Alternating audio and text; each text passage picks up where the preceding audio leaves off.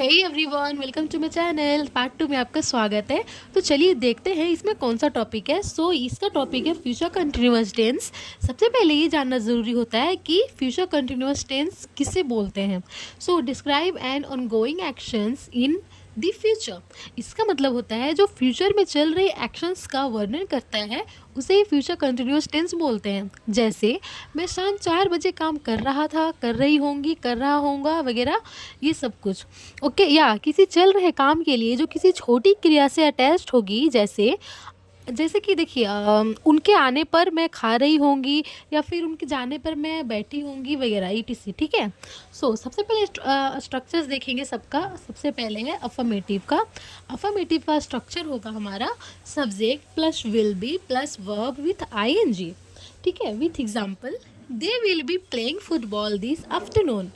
They will be playing football this afternoon. इसका मतलब हो गया कि वे आज दोपहर फुटबॉल खेलेंगे। ठीक है।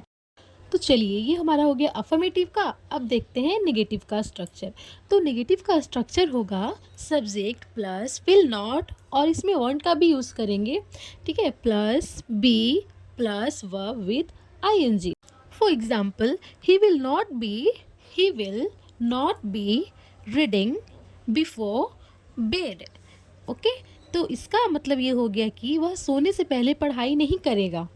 ठीक है। नेगेटिव भी हो गया हमारा। अब देखेंगे इंट्रोगेटिव का। इंट्रोगेटिव का स्ट्रक्चर है will plus subject, will plus subject plus be plus verb with ING and question mark. For example, will you be helping with the event. Will you be helping with the event. इसका मतलब होगा कि क्या आप इस event या फिर आयोजन में मेरी मदद करेंगे, मेरी हेल्प करेंगे। ठीक है। इसका मतलब ये हो गया। और नेक्स्ट है हमारा WH क्वेश्चन का, जिसमें हम WH वर्ड का यूज़ करेंगे। ओके। स्ट्रक्चर देखते हैं इसका।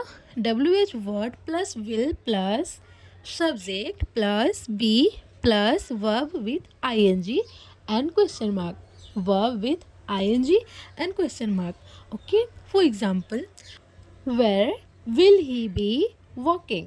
मतलब वह कहाँ काम करेगा।